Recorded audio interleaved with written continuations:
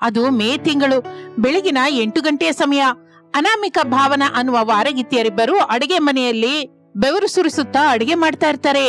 ಒಲೆಯ ಬಿಸಿ, ಹೊರಗಿನ ಬಿಸಿಲಿನ ಬಿಸಿ ಎರಡು ಸೇರಿ ಅಡಿಗೆ ಮನೆ ಬೆಂಕಿ ಪಟ್ಟಣದ ಹಾಗೆ ಬದಲಾಗಿರುತ್ತದೆ. ಏನಕ್ಕ ಇದು ಬೇಸಿಗೆ, ಬೆಳಿಗ್ಗೆ 8 ಗಂಟೆಗೆ ಅಡಿಗೆ ಮನೆಯಲ್ಲಿ ನಮ್ಮ ಪರಿಸ್ಥಿತಿ ಇಷ್ಟು ಘೋರವಾಗಿದೆ. ಅದೇ ಮಠ ಮಧ್ಯಾಹ್ನ ಅಡಿಗೆ ಮಾಡಬೇಕಾದ ಪರಿಸ್ಥಿತಿ ಬಂದ್ರೆ ಯಾಕೆ ಇಲ್ಲ ಸಲ್ಲದನ್ನು ಕೋರ್ಕೋತಿಯಾ? ಈಗ ಪಡ್ತಾ ಇರೋ ಕಷ್ಟನೇ ಸಾಕಲ್ವಾ? ಆದ್ರೂ ಮಠ ಮಧ್ಯಾಹ್ನ ಅಡಿಗೆ ಮಾಡಬೇಕಾದ ಪರಿಸ್ಥಿತಿ ನಮಗೇನಕ್ಕೆ ಬರುತ್ತೆ? ಬರಲ್ಲ ಅಕ್ಕ, ಅದಕ್ಕೆ ಅಲ್ವಾ ಒಂದು ವೇಳೆ ಅಂತಂದೆ ಎಂದು ಇಬ್ಬರು ಮಾತನಾಡಿಕೊಳ್ಳುತ್ತಾ ಇರುವಾಗ ಅತ್ತೆ ಶಾರದಾ ಹಡಾಹುಡಿಯಿಂದ ಒಳಗಡೆಗೆ ಬರ್ತಾಳೆ. ಸೊಸೆ ಅಂದ್ರೆ ಇನ್ನು ಅಡಿಗೆ ರೆಡಿ ಆಗಿಲ್ವೇನ್ರೆ? ಎದ್ದಾಗಿನಿಂದ ಮಾಡ್ತಾನೆ ಇದ್ದೀವಲ್ಲ ಅತ್ತೆ. ಮೇ ತಿಂಗಳಲ್ಲಿ ಮಾತಾಡಬೇಡಿ ಅಂತ ಮಾರ್ನಿಂಗ್ 8 ಗಂಟೆ ಒಳಗೆ ಅಡುಗೆ ರೆಡಿ ಆಗಿರ್ಬೇಕು ಅಂತ ಹೇಳಿದ್ದೆ ಅಲ್ಲ, ಅದಕ್ಕೆ ನಾವು ಕೂಡ ಒಪ್ಕೊಂಡಿದ್ವಲ್ಲ ಅತ್ತೆ. ಒಂದು ಅರ್ಧ ಗಂಟೆ ತಡವಾಗತ್ತೆ, ಅವಾಗವಾಗ ಹಾಗೆ ಆಗ್ತಾ ಇರುತ್ತೆ, ಹೊಂದ್ಕೋಬೇಕು. ನಿನ್ನೆ ಹಾಗೆ ಮಾಡಿದ್ರಿ. ಹೊಲದ ಹತ್ರಕ್ಕೆ ಹೋಗುವ ಹೊತ್ತಿಗೆ 9 ದಾಟಿತ್ತು. ಆಗ್ಲೇ ಸೂರ್ಯ ಉರಿಯಲಿಕ್ಕೆ ಶುರು ಮಾಡಿದ್ದ. ಈ ದಿನ ಕೂಡ ಹಾಗೆ ಆಗೋಗಿದೆ. 6 ಗಂಟೆಗೆ ಹೇಳೋ ಬದಲು 5 ಗಂಟೆಗೆ ಎದ್ದಿದ್ರೆ ಈ ತಡವಾಗ್ತಾ ಇರ್ಲಿಲ್ವಲ್ಲ ಸೊಸೆಂದ್ರೆ? ಒಂದು ಮಾತು ಹೇಳಿಯತ್ತೆ, ನೀವು ಮಾವಯ್ಯ lunch box 5 litre water bottle ತಗೊಂಡು ಹೊಲದ ಹತ್ರಕ್ಕೆ ಹೋಗಿ ಏನ್ ಮಾಡ್ತೀರಾ? ನಮ್ಮ ಹೊಲದ ದಡದಲ್ಲಿರುವ 2 ಮಾವಿನ ಮರದ ತಣ್ಣನೆಯ ನೆರಳಲ್ಲಿ ಕುತ್ಕೊಂಡು ಮಾತಾಡ್ತೀವಿ. ಮಧ್ಯಾಹ್ನದ ವೇಳೆ ಮಜ್ಜಿಗೆಯನ್ನ ತಿಂದು ಅದೇ ತಣ್ಣನೆಯ ಮರದ ನೆರಳಲ್ಲಿ ಹಾಯಾಗಿ ಒಂದು ಗೊರಕೆ ಹೊಡಿತೀವಿ. ಸೂರ್ಯ ಮುಳುಗ್ತಾ ಇರುವಾಗ ತಿರುಗಿ ಮನೆಗೆ ಬರ್ತೀವಿ. ನೀವು ಮಾಡುವ ಗಮ್ಮನುವ ಅಡಿಗೆ ತಿಂದು ಹೊರಗಡೆ ಮಂಚ ಹಾಕೊಂಡು ಮತ್ತೆ ಹಾಯಾಗಿ ಮಲ್ಕೋತೀವಿ. ಅಷ್ಟು ಮಾತ್ರಕ್ಕೆ ಅರ್ಧ ಗಂಟೆ ಲೇಟ್ ಆಯ್ತು ಅಂತ ಕೋಪ ಮಾಡ್ಬೇಕಾತೆ? ಟೌನ್ ಅಲ್ಲಿ ಕೆಲ್ಸಕ್ಕೆ ಹೋಗುವ ನಿಮ್ಮ ಮಕ್ಕಳು ಕೂಡ ಇನ್ನೂ ಅಡಿಗೆ ಆಗಿಲ್ವಾ ಅಂತ ಇದುವರೆಗೂ ಯಾವತ್ತೂ ನಮ್ಮನ್ ಕೇಳಲಿಲ್ಲ. ನಾವು ಯಾವಾಗ ಬಾಕ್ಸ್ ಕೊಟ್ರೆ ಆಗ ತಗೊಂಡು ಕೆಲ್ಸಕ್ಕೆ ಹೋಗ್ತಾರೆ. ನೀವು ಮಾತ್ರ ಬೆಳಿಗ್ಗೆ 8 ಆದ್ರೆ ಸಾಕು, ಸೊಸೆ ಅಂದ್ರೆ ಅಡಿಗೆ ರೆಡಿ ಆಯ್ತಾ, ಲಂಚ್ ಬಾಕ್ಸ್ ಕಟ್ಟಿದೀರಾ ಅಂತ ಕೇಳ್ತಾ ಇರ್ತೀರಾ. ಮಾತಾಡಿದ್ದು ಸಾಕು ಸೊಸೆ ಅಂದ್ರೆ, ಬೇಗ ಅಡಿಗೆ ಪೂರ್ತಿ ಮಾಡಿ. ಟೈಮ್ ಕಳೆಯುತ್ತಿದ್ದ ಹಾಗೆ ಬಿಸಿಲು ಹೆಚ್ಚಾಗ್ತಾ ಇರುತ್ತೆ.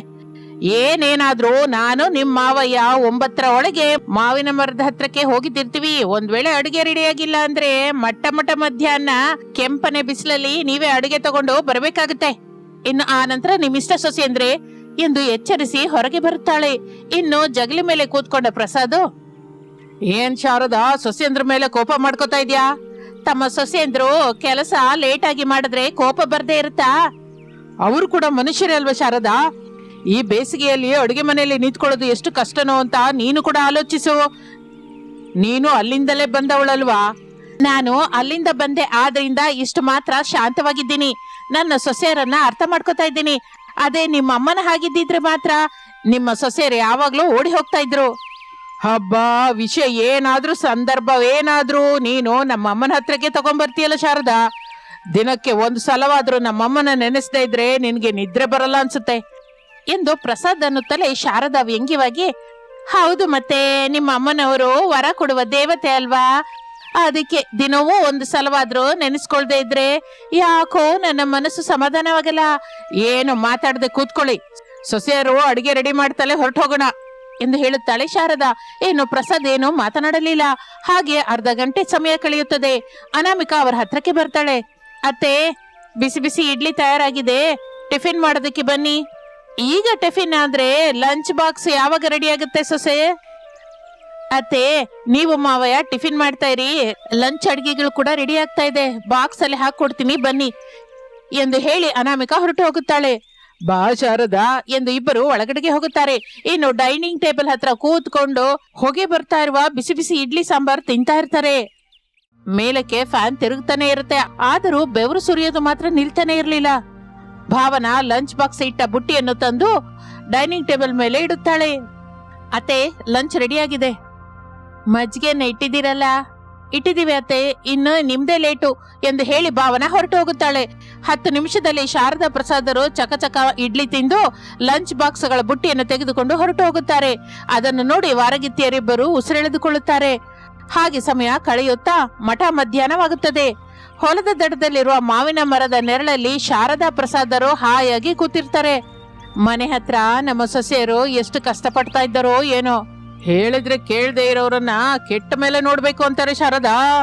ನಮ್ ಜೊತೆ ಇಲ್ಲಿಗೆ ಬಾ ಅಂತ ಹೇಳಿದ್ವಿ, ಸೊಸೆಯರು ಬರಲ್ಲ ಅಂತಂದ್ರು.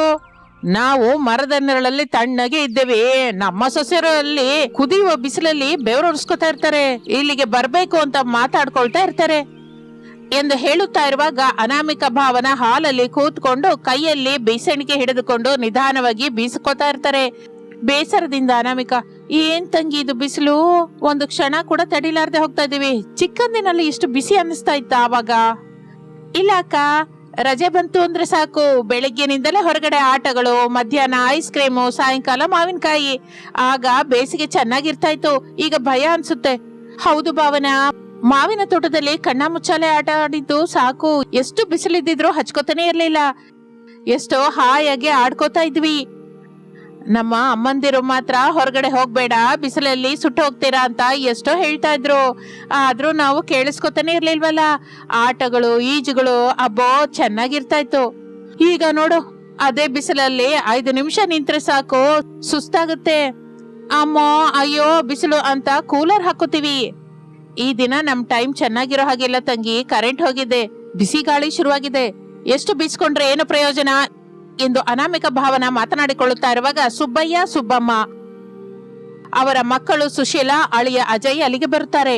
ಅನಾಮಿಕ ಅವರನ್ನು ನೋಡಿ ಭಾವನಳ ಜೊತೆ ನಿಧಾನವಾಗಿ, ಇಷ್ಟು ಬಿಸಿಲಲ್ಲಿ ಇವ್ರೇನಕ್ಕೆ ಬಂದಿದ್ದಾರೆ ತಂಗಿ ಅನ್ನುತ್ತಾಳೆ. ಭಾವನ ಅವರ ಕಡೆ ಅಯೋಮಯದಿಂದ ನೋಡುತ್ತಾ ನಿಧಾನವಾಗಿ, ಯಾರಕ್ಕ ಇವರು, ನಾನು ಯಾವತ್ತೂ ಇವರನ್ನ ನೋಡಿಲ್ಲ, ಇವರು ನಮ್ಮ ಊರಿನವರ ತಂಗಿ, ಆದ್ರೆ ಮತ್ತೊಂದು ಕಾಲೋನಿಯಲ್ಲಿರ್ತಾರೆ, ನಮ್ಮತ್ತನೇ ಮುಂದೆ ನಿಂತು ಸುಶೀಲ ಮದುವೆ ಮಾಡಿದ್ದಾರೆ ಎಂದು ಹೇಳುತ್ತಾ ಇರುವಾಗ ಸುಬ್ಬಮ್ಮ ಸಂತೋಷದಿಂದ ಅವರನ್ನ ಮಾತನಾಡಿಸುತ್ತಾಳೆ.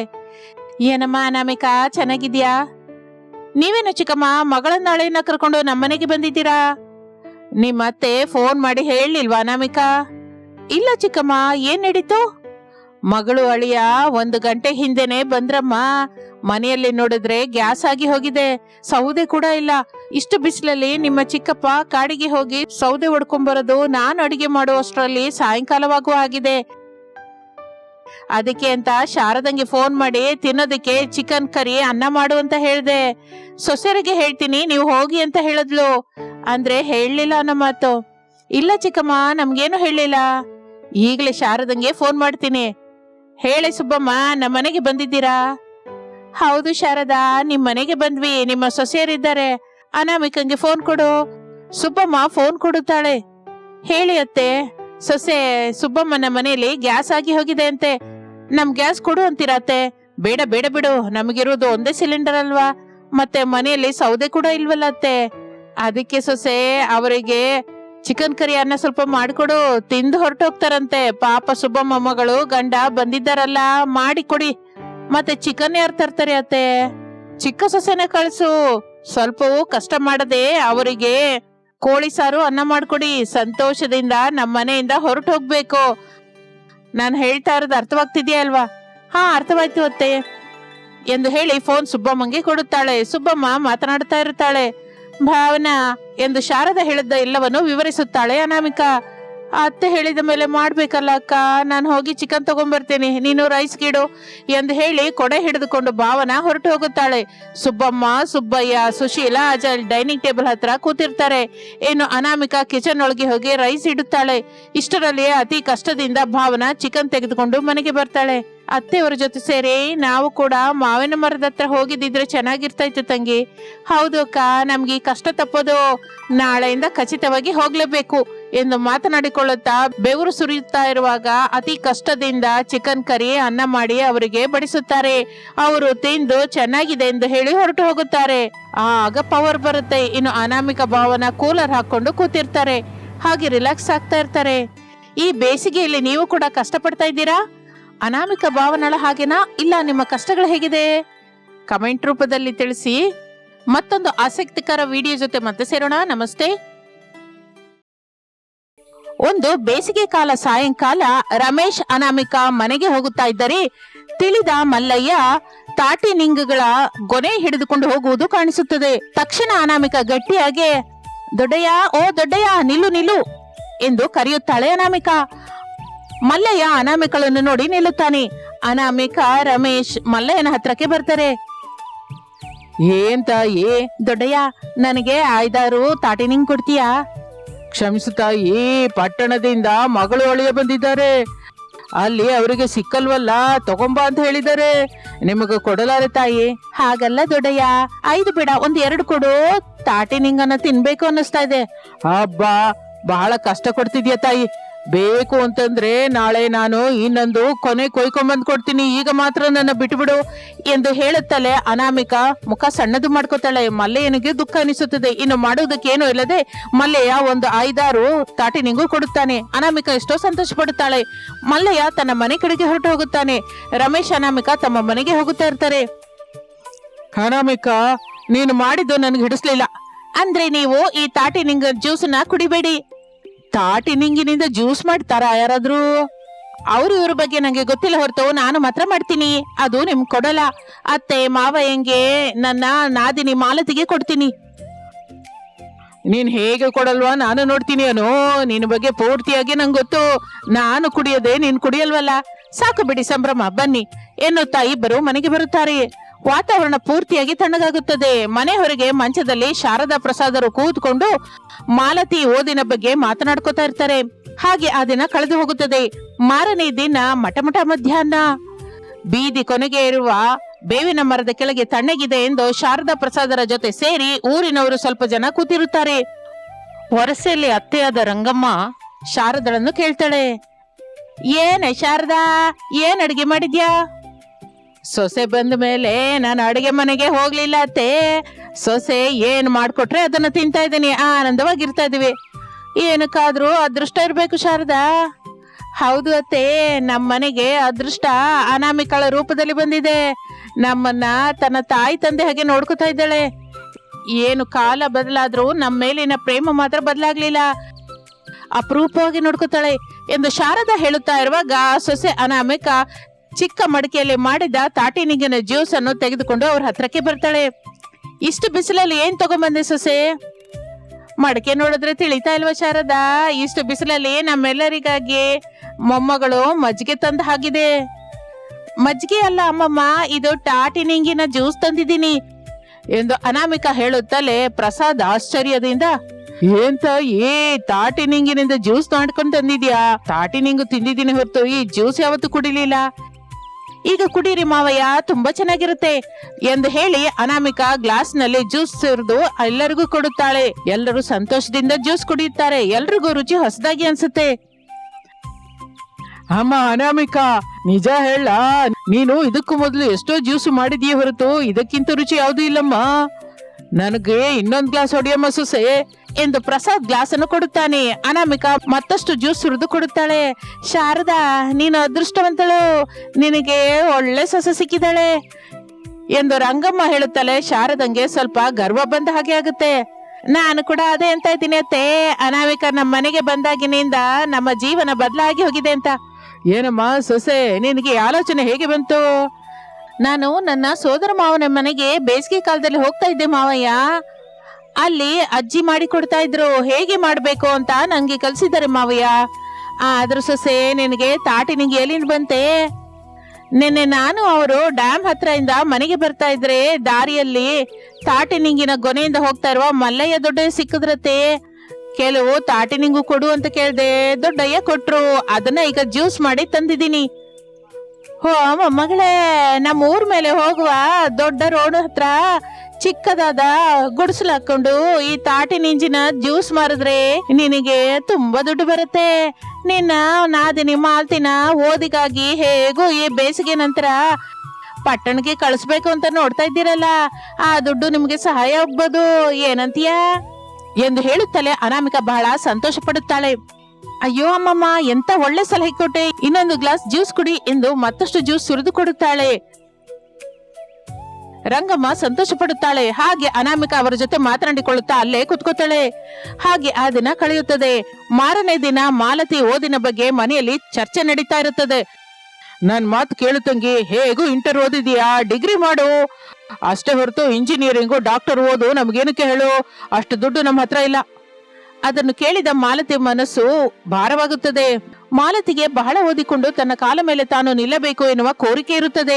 ಆದರೆ ರಮೇಶ್ ಮಾತನ್ನು ಕೇಳಿ ಏನು ಮಾತನಾಡಬೇಕೋ ಅರ್ಥವಾಗದು ನಿಶ್ಶಬ್ದವಾಗಿ ನಿಲ್ಲುತ್ತಾಳೆ. ನೋಡು ತಂಗಿ, ನಾವು ಮಿಡಲ್ ಕ್ಲಾಸ್ ಅವರು, ಚಿಕ್ಕ ಚಿಕ್ಕ ಸಂತೋಷಗಳೇ ನಮ್ಮ ಸ್ವಂತ. ದೊಡ್ಡ ದೊಡ್ಡ ಆಸೆ ಹತ್ರಕ್ಕೆ ನಾವು ಹೋಗಲಾರೆವು. ಮನೆ ಕೆಲಸ, ಅಡುಗೆ ಕೆಲಸ ಕಲ್ತ್ಕೋ.